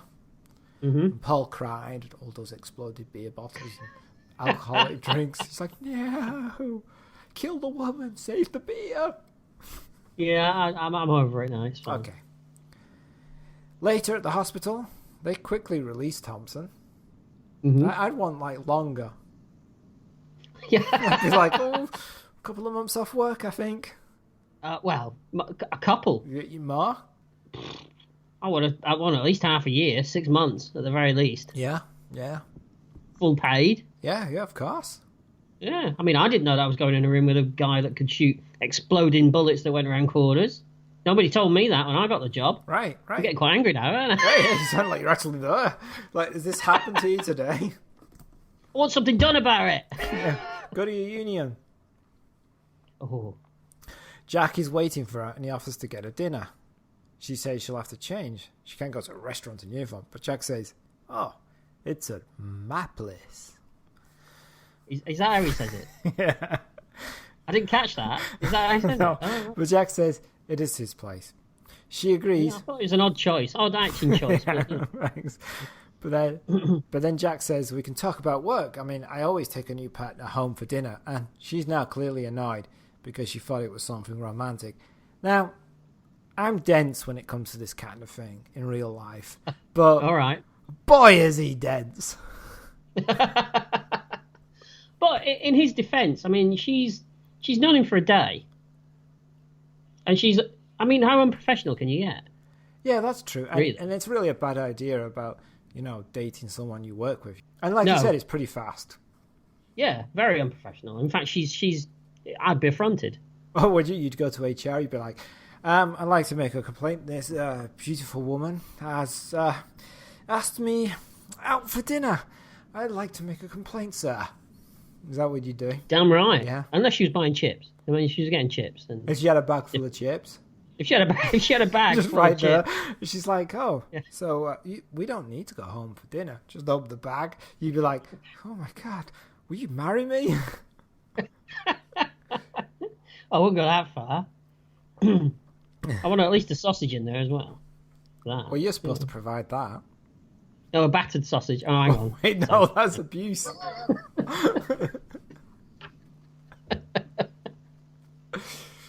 Yeah, that robot's been at it again. The bum wiping one or the other one? Does it matter? They're all. It doesn't. They've only got that one arm, haven't they? I mean, It doesn't matter when it involves batter. oh, is that your new one? Is That's it? a new catchphrase. All right. Oh, yeah. All right. The old one was getting a bit stale. Yeah. So Jack gets home alone. He goes in and says goodnight to his son. And Bobby complains because he saw his dad swearing on TV. Yeah, you just go, oh, fuck off, wouldn't you? So, you know what I've been through today? Get to fucking bed. Yeah. Well, he's in bed. Stay there, that'd then. be weird. Shut up. Bobby asks if Karen came home with them. What is it? He's obsessed, this kid, with him. Do you think he's trying to live his life through his dad? That'd be a weird twist, wouldn't it? Yeah, it would be. Yeah, I like that. Yeah. Maybe he's just seen the partner and he's thinking, "Oh yeah, I'd like to see that around the house a bit more." But the weird thing is, then they start laughing, but it's really weird, long laughter. And the scene, Yeah, the kind scene's of not like that what we funny. do when we're embarrassed with each other. Well, no, man. No, but it's weird. It just the scene's not that funny for that kind of laughter, and it's not even that kind of awkward laughter you would do. It's a weird. I don't know. It's an odd scene. Mm-hmm. The station. This call. whole thing with the kids odd anyway. I think. Yeah, he's a. I don't think it works. Oh, this bit you don't like the kid in the film. I don't think the kid works. Okay. I mean, I don't mean he hasn't got a job. I mean, he Wow. might do. He might have a paper round. You're putting him up a chimney. Chimney sweep, paper round, anything really. Just to earn a bob. Earn a what? Earn a bob. Earn a bob? Yeah, he lives down the street. Strange guy. Likes kids. Does he live next door to Odd Sailor? That's right, he does. So that's a TV show, isn't it? What would you call it? Weird Bob and Odd Sailor solving crimes. Yeah, I'm trying to think of a better title. What do you mean that was just a concept? Oh, it's a concept, right? Okay. I don't do titles. You do the titles. All right. I'll leave it with you. Actually, if it's a sailor, you could just call it Bob. Could. Yeah, Could. because you bob on the waves, right? Bobbing for trouble. Bobbing. Oh, well done. Like it. Yeah. Mm-hmm. So, there could be a twist at the end of the first carried series. away now. Could be a twist at the end of the first series where weird. What was his name? Odd Sailor and Bob. Okay, all right. There could be a twist at the end of the first series where Odd Sailor finds out that he's related to him, and it could be called Bob's Your Uncle. Thank you. Very good. Thank you. Yes, thank you very much. All right. So the station calls, and Jack has to head back to work. Never a happy day, that, is it? No, it's not. No. But my problem is, he goes back to work, and Marvin is freezing the bullet and opens it up, and he says, you can program it, but the tech is above him. Mm-hmm. He's called him back to work for this? This could wait for the next day, surely? Yeah, because all he's done is called him back to work to tell him that he doesn't know what this is. Yeah. They're like, well, oh, okay, you could have told me over the phone. Yeah. It's a weird... Or that thing that they don't seem to have in this film called the internet. Oh, yeah, that is a little gap in the technology. But, yeah, it's just... And this is the first thing that Marvin does that's weird. There's a second one that comes up later. Okay, I look forward to that. But I don't then. trust Marvin. You think he's shifty? A little, yeah. So, Marvin lights a cigarette. Apparently you can smoke in this workplace around all this technology. Another thing he didn't quite get right. Right. Mm-hmm. And the bullet responds. The bullet can track everybody's individual heat signature, which is a surprise to everybody in the film, but not to people listening to the podcast, because Paul gave it away earlier. They're not listening. That's true. Marvin also says those chips can turn any domestic robot into a killing machine. I wonder what you were going to say then. You left a little dramatic gap between killing and machine. I always leave a dramatic gap between killing and machine. Your Honour. All right. Yeah. So they ID Luther from that wonderful photo fit. Mm-hmm. Yeah. And, you mean picture? Yeah. Photograph. Yeah. The chief wants to know how Ramsay's going to get him. Ramsay says we have his girlfriend. Now the chief belittles this idea and wants Ramsay to speak to... Okay, now this gets a little weird. The chief wants Ramsay to speak to one of the departmental psychics. Yeah, at first I thought he said... I misheard it and thought he said sidekicks. So you think there's a room of sidekicks? Is that what you thought? Yeah, they're not quite good enough to be like the main people. So they're, one's got an eye patch. They've all got little quirks, so that's a sidekick, isn't it? Yeah. One's got an eye patch. One's got like bright, purple hair, Okay. But you're wrong. Yeah. It's an actual sidekick. Which, to me, feels slightly more far-fetched than a room of sidekicks. Really? Well, also, he goes to visit this psychic, and she uses the bullet that he found in the hotel room as a conduit to the spirit world, or whatever mumbo jumbo. Yeah. Mm-hmm. And she says, "Oh, you're looking for Luther, and you were brothers in another lifeline." And he's irritated by this. And then she says, "You will meet him again." Ramsay asks where, and then she says, "You'll know. After all, you have what he wants." And then it cuts to Ramsay talking to the woman. It's a complete waste of time, because it ends up exactly where it would have been if you just cut from him talking to his chief to that scene and missed out the psychic. It's a waste of a scene. I don't understand it. This whole thing of them being psychic brothers and they've met in many lifetimes and stuff, it never goes anywhere, does it? Nothing to do with the film. It's garbage. I don't understand the scene. I'd like to actually ask Michael if I could, and I would need a psychic, obviously, and say what were you thinking? What was the point? I don't get it. Am I missing something? Unless there was more to it and it got cut. Yeah, maybe, but I would have just cut the whole scene. Yeah, it is pointless. Yeah. And it takes you out of it, I think, as well. Yeah, because you just spend all the time going, what are we doing? Why is there a woman fumbling a bullet talking about brothers in... What? Yeah, when they said that they were going to take her to a psychic, to a psychic, all I could think of was, because they're usually the kind of people that, you go and see them in a room, don't you? Yeah. And they come out with things like, is there a Dave in the audience? And about 10 people put their hands up, don't they? I thought it was going to be one of them. Maybe. Is there anyone in here who's recently bereaved? About 15 people put their hands up. Because funnily enough, they've gone to a psychic. And why do you think that is, Colin? So Ramsay then, he walks past the woman that they take her from the hotel room, and he ignores her. And Thompson walks in with her arm in a kind of sling. And then a cop tells Ramsay there's a phone call for him. But he says, tell him I'm not here. Marvin asks him over and points out that the chips were production etched run from a regular production line, so there must be templates for them to make more. So, who has the templates? They need to find them. And this cop that he yelled about the phone call yells out again, and he's like, hey, this caller knows that you're actually here, and his name is Luther. Uh-oh. Yeah. A villain's calling him. That was a bit dramatic. Yeah, I'm giving the audience what they want. All right. Which is usually bit... silence at a quick podcast. Ramsay and Mervyn get on the phone. Luther reveals that he's watching them.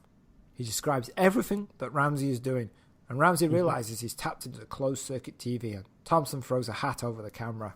How is he doing this? Because, am I getting this right? Go on. All he is a dealer, isn't he? He doesn't create these things. He just takes these things from other people and sells them on, doesn't he? But he is Dr. Luther. When do they mention he's a doctor? When he's doing the microscope thing with Johnson's business partner, he refers to him as Dr. Right. Luther. All right, okay. All right, if you say so. So I assume he's got some technological background. Okay. Yeah. All right.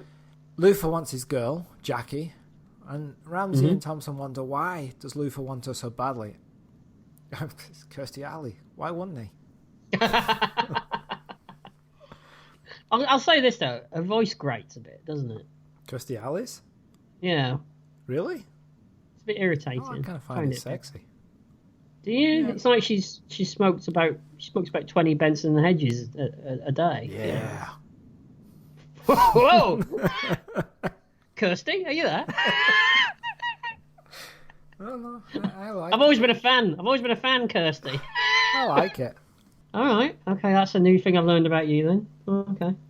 You like them sounding rough. Yeah, like loudly rough sounding voices. Yeah, no, wait. All right. Ramsay goes to Jackie's cell and she starts yelling at him. She's panicking.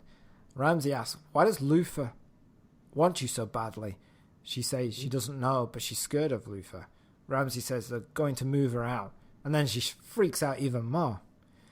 And we cut to them in a debug scanner. Thompson is scanned, and no bugs are detected. Ramsay gets in, no bugs. Jackie gets in, and a bug is detected on her blouse. And while she's in the scanner, Ramsay goes through her purse. Another bug is detected on her bra. She turns around and removes it, revealing scars to her back, which gets a look between Ramsay and Thompson, but it is never addressed or brought up any time in the film. Yeah, a bit like all the other stuff that they keep chucking into this film. It's like they went, we haven't got Luther evil enough. We have to make it that he beats Jackie as well, but then don't actually deal with it. Yeah. No, but this whole debugging scene strikes me that it was only conceived as a way to get Kirstie Alley to take her clothes off. Oh, you think? I do. So, you don't think that? Well, why wasn't there a bugging scene for Cynthia Rhodes then? If that's the way the producers were going with the film. Well, how are they going to work that one in? Well, they do. She gets in the scanner and she's checked, but they just... But then they'd have to have a bug on her, wouldn't they?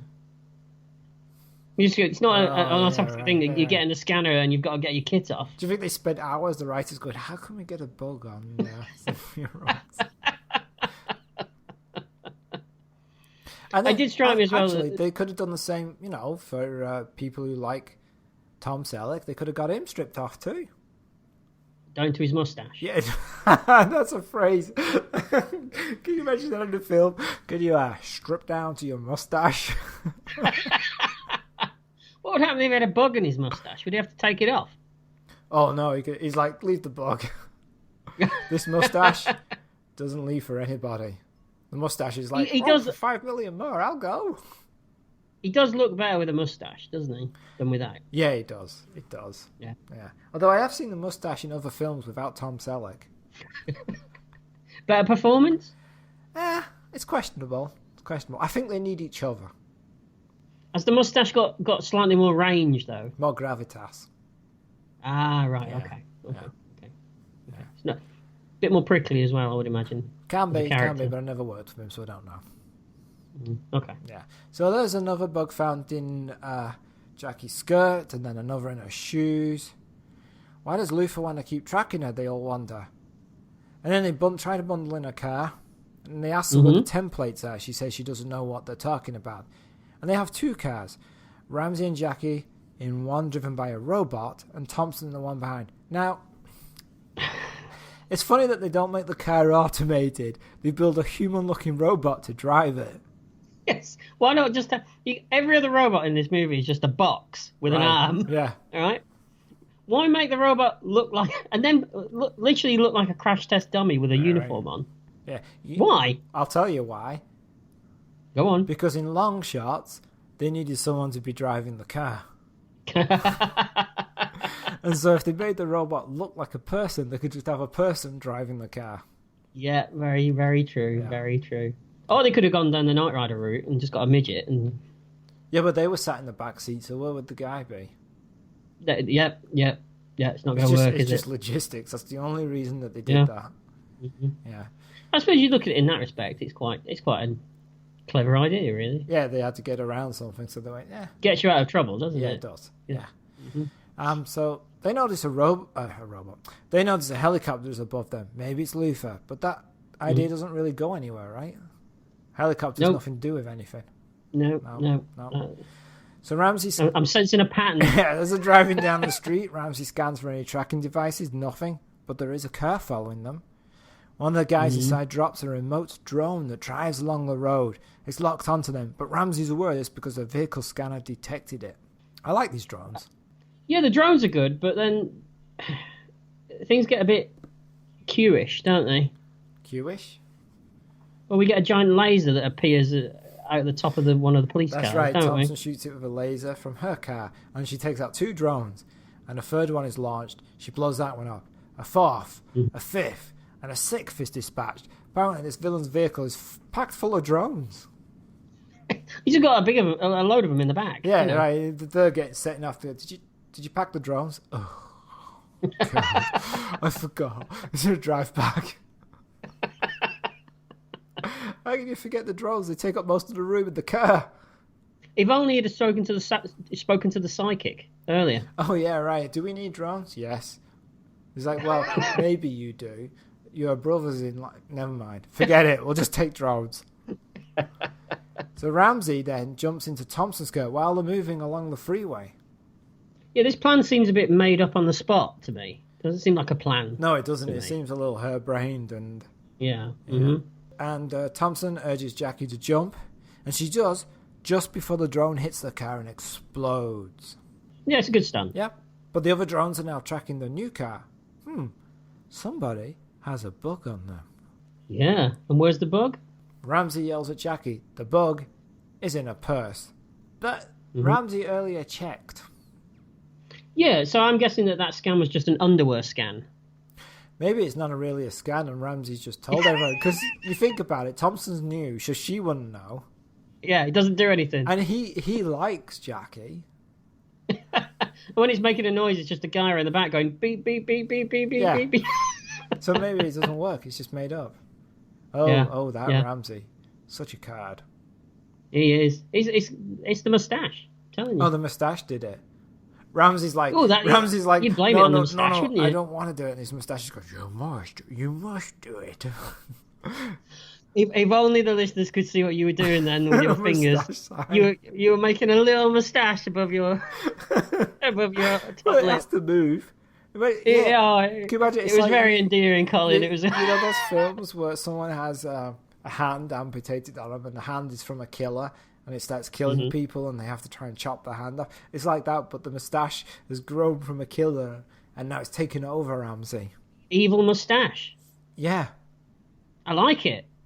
Yeah, I like it. Moustache. It'd make a great segment in one of those 1970s Amicus movies, wouldn't it? Yeah. Killer Moustache, starring Tom Baker. Oh, like it. He'd be perfect. He would. Yeah.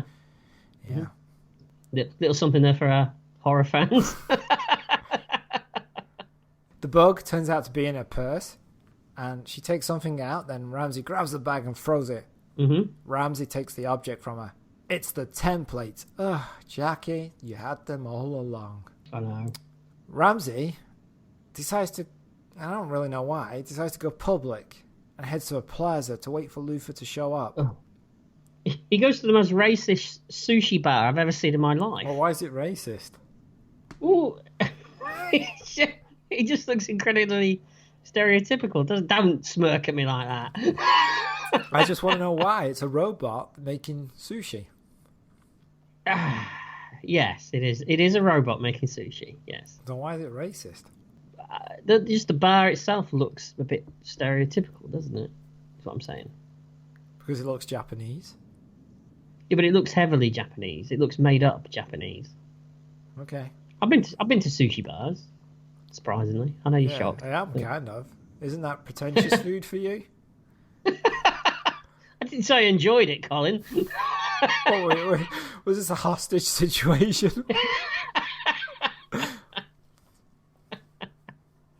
Eat the wasabi. Yeah, no, it was.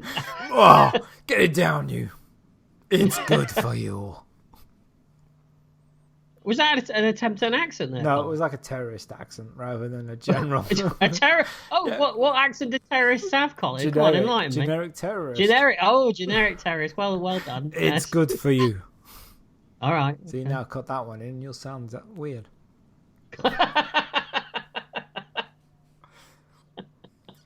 Carry on. So Jackie thinks going public is stupid and that Luther will never turn up, but Ramsay thinks he will because they have the templates. Mm-hmm. So as they get sushi in the perfectly acceptable sushi bar, Luther's voice cuts into his earpiece. He wants to speak to Jackie. Luther? Hell no. He has Thompson. He does. He's sitting... He's kind of useless. Doesn't really do anything, does she, in this film? Well, she helped him out earlier at the construction site because he couldn't go up there. Apart from that. And I'd argue that she saves the day at the end. Well, we'll talk about that when we get there. So he's sitting next to her with a gun pointed at her. He tells Ramsay to sit down and give Jackie the templates. Luther demands that Jackie is handed over. Ramsay demands that Luther let Thompson go, but Luther's not going to do that. Jackie rips the templates in half and hands half to Ramsay. It's my insurance policy. She gets up. Send Thompson, says Ramsay. At the same time, responds Luther. When Jackie gets to Luther, he kills her. Yeah, he kills her with a small prick, doesn't he? Don't shake your head. You're shaking your head at me at that after everything that we've talked about tonight. Honestly. And Luther realizes he only has half of the templates. He fires at Ramsay and runs away. And they lose him. Mm-hmm. Later, back at HQ, the chief is less impressed about Ramsay. But Ramsay says, oh, we have a bug on Luther. How? Where? The templates. Thompson enters and says they've picked a signal from the bug at City Hospital. He must have been hurt. Now there's loads of police at the hospital, and they've tracked him to the restroom. Ramsay enters. It's empty. They track the signal to one of the cubicles, and it's sticking out of a toilet roll. Congratulations, guys. You staked out a roll of toilet paper. They leave. I was thinking the only thing that giant scanner's picking up is a huge turd that someone's left in there, isn't it? Maybe a floater. It comes full circle. It does. Very good. Yeah. Yeah. What they need is to get that sniffing robot in there, don't they? Yeah, they should. That sniffing robot's like, I'm not going in there. Give it a few days and I might.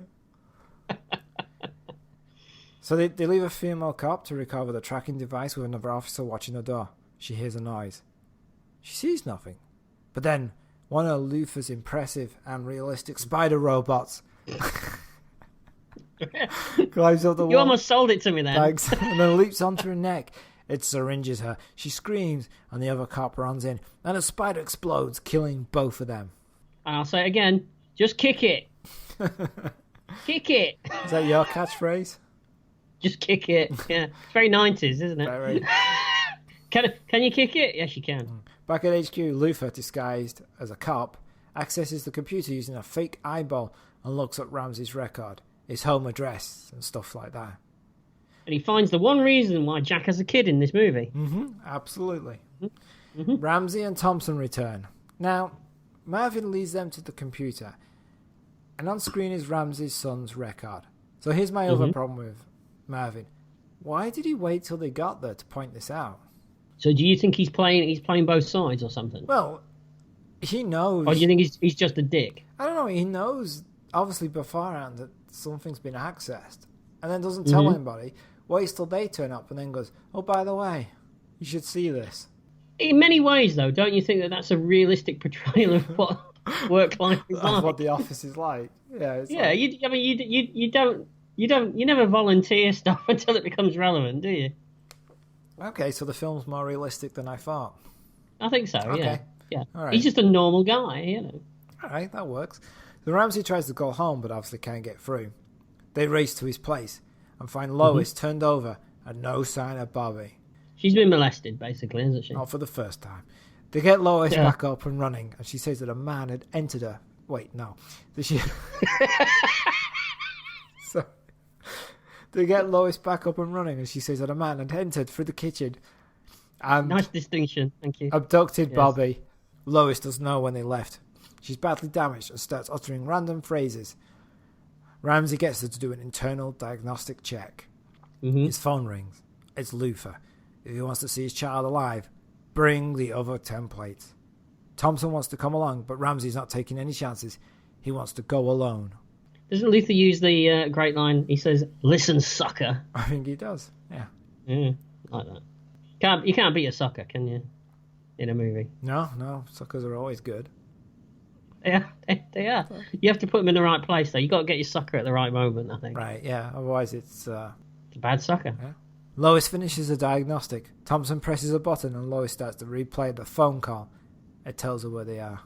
They're at a construction site that's robot operated. Remember, we mentioned it earlier. Did we? I'd forgotten.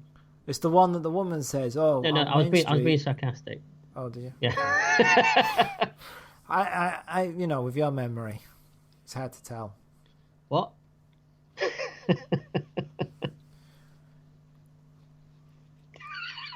I wish you all could see the look on his face.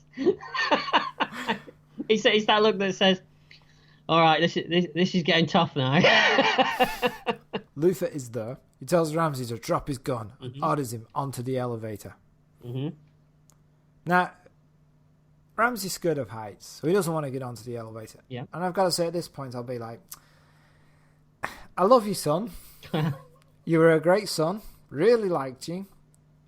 Well, I got this new girl anyway. She's young enough to have kids. You can make another make one. a new one. Yeah. And anyway, these days, get a robot one. So, see you, Bobby. Not coming up. I mean, that lift it's a bit rickety. I wouldn't trust it, would you? Yeah, I mean, Ramsay, clearly made of better stuff than I am, gets onto the elevator. But he's scared because of his vertigo. You know what it is? What? You know what it is? What? The reason why he's not scared is the moustache. Oh, the moustache makes him go? But it's dragging him, you see. See, I always thought the moustache was a bit of an arsehole, so I would have thought the moustache would be like, let's go. No, it's not an arsehole, it's a moustache, Colin. Yeah, but they're similar. And I just thought he'd want to go. He'd be like, oh, I need to be dipped in some foamy head of beer right about now. I wonder where you were going with that, then. I'm glad you said beer. All right, cheers. Oh, you're always glad when I say beer. This is true.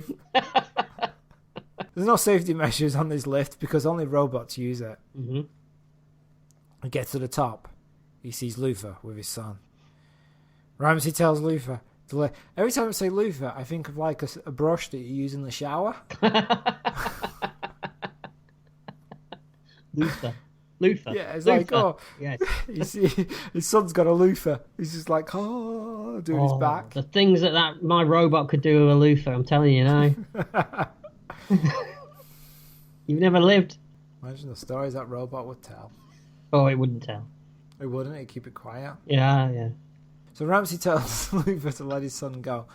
Bobby walks to his dad. Ramsay makes him get on the elevator and push the button to go down. The elevator descends. You know, because you're so rude, I have to translate things from what I've written. Why? Because I've got written down here, Bobby goes down.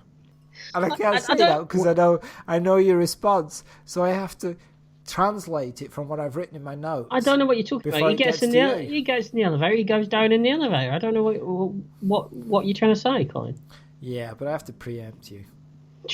I don't know where you get this idea from. History. History. I'm in the book. You should be. Luther asks for the template. Ramsay says he'll hand them over when Bobby is down and out of the elevator. Luther says, that's going to be a problem. Because I can't have anybody alive. The spiders, they'll kill Bobby when the elevator reaches the ground. They'll let you up, but they don't let you down. Very well done. Thanks. Ramsay shouts down to Bobby, "Stop the elevator!" Not so well done. Ramsay shouts down to Bobby, "Stop the elevator," but the buttons, they don't work. Mm-hmm. The elevator continues to descend. Ramsay can't halt it. No. This whole scene, Gene Simmons is ripe, isn't he, really? Through this whole ripe? stuff. He is. I mean, with the way he says, Ramsay, at him like that. I mean... Oh, it's very good. It was, you see. I watched this movie. Yeah. I mean, what's he doing, though? I mean, what is he doing? No idea. Karen runs in and lifts Bobby up, and they climb onto the roof of the elevator. Mm-hmm. And then they send the elevator back up. Luther opens fire, but Ramsay jumps out of the way. He dodges between the girders and turns on steam. Yeah, those homing missiles aren't living up to the hype anymore, are they? No. But I guess because... Well, even the idea of steam doesn't really work with them because they're supposed to be locked onto your... Actual body heat, aren't they? Yeah, but how would he get... Yeah. But how would he get Ramsay's body heat? But he's shooting people with this gun left, right, and centre. So yeah, never straight on though. Never straight on, just left, right, and centre. Yeah. He gets into the elevator and he goes up higher until crashing to the top. We should point out he's pretty scared because of his vertigo, etc. So he's almost paralysed. And he's selling it very well, Tom Selleck, I think.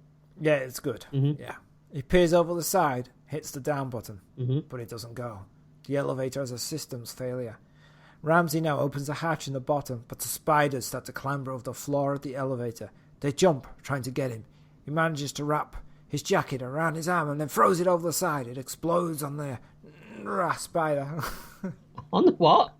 I got excited. Really, because the notes don't make sense. Okay, you having a moment?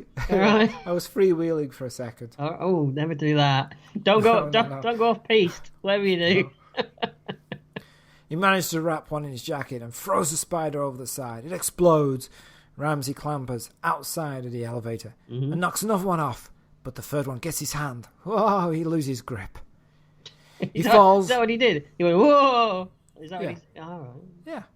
Okay. It does, exactly. But he falls but manages to grab hold under the elevator. Mm-hmm. The third spider appears. Ramsay electrocutes it with the cable. He's very resourceful. Yeah, well, you have to be when you're dangling from an elevator with vertigo, fighting off mechanical spiders. Fair point. He manages to then activate the elevator, which heads down, and he pulls himself up through the hatch. It stops at the floor and reveals Luther waiting for him. Luther steps onto the elevator. Ramsay hits the down button. Luther loses his balance. Ramsay then hits the stop button, and Luther falls out of the elevator to the ground. Onto his waiting spiders. They attack him and fire venom into his veins, killing him. Killed by your own weapon. What a trope. Especially a weapon like this, as naff as this. Right. It's like, you should have kicked him, right, Just Paul? kick him. Get up. Just kick him. Kick him. Yeah. Ramsay brings the elevator down to Bobby and Karen, and they all hug. And they finally reach the ground floor. Ramsay tells Bobby to go to the car and tell Lois you're all right. Because, Lois cares. She's in bits. Yeah, right. Ramsay puts his hand on Luther's neck. Luther suddenly springs up, but then dies. And the spiders explode. What was the point of that? Apart from the fact, it looked terrible because Gene Simmons can't act, for a start. So, I think it's because he was going to actually kill Luther himself. But that last scare, it's a trope for a start. So yeah, it's everything we've ever seen. But it doesn't help that you've got Gene Simmons trying to do it. I think I actually laughed out loud. I forgot that bit happened at the end, and when it happened, I had a giggle. A giggle. I had a giggle. Yeah. All right, as long as you had a giggle. Spiders explode. Ramsay turns and sees Karen watching him. "You look awful," she says.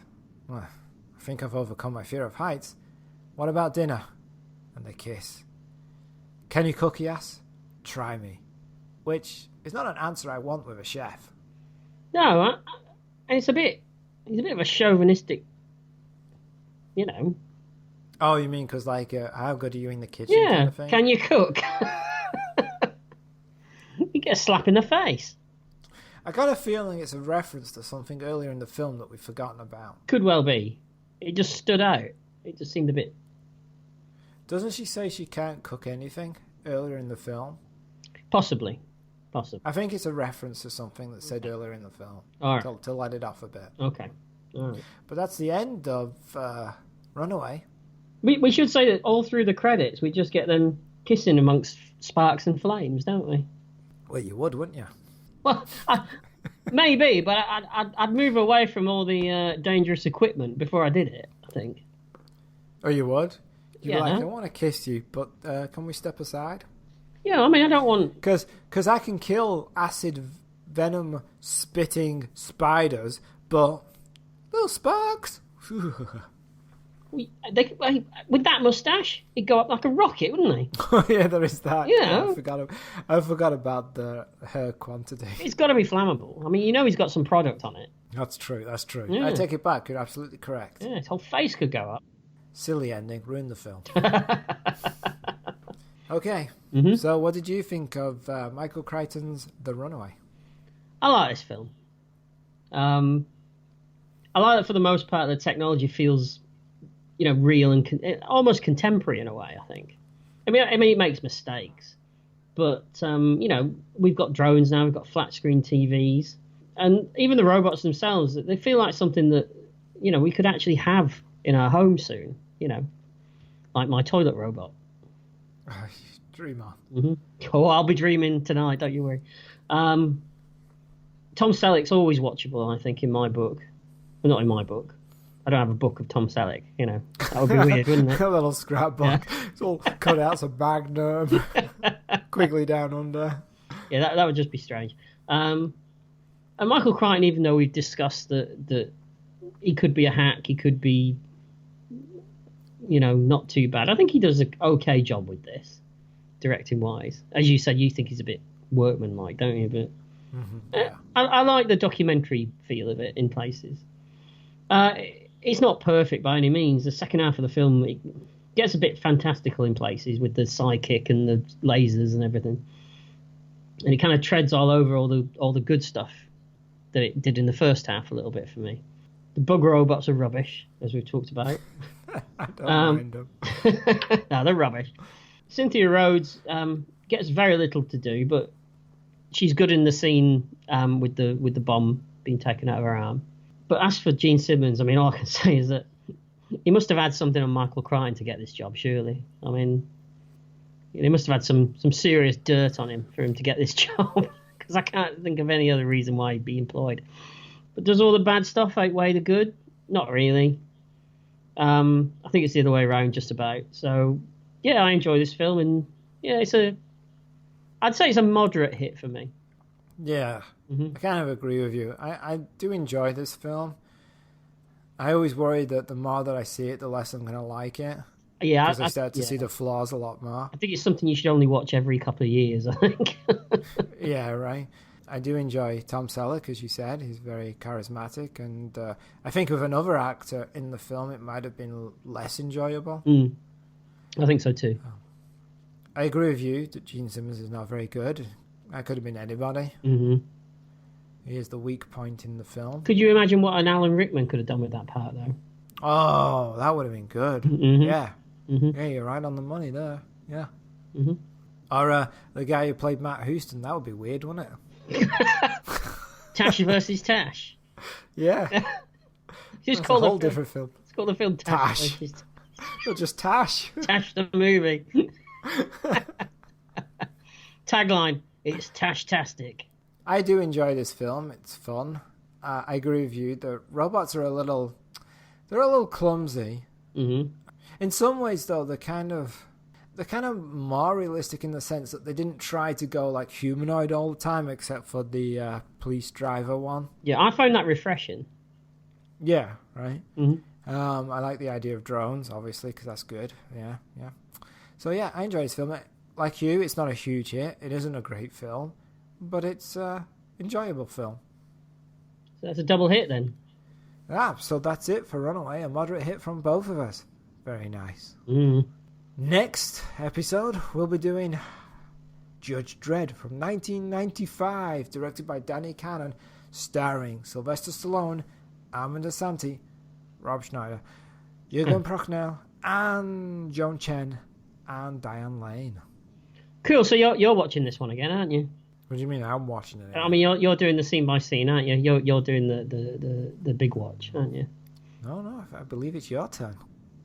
Bollocks. All right. It was worth a try. Yeah, it's not happening. Well, I'll look forward to that one. Yeah, Yeah. I'm sure you will. I will. Yeah.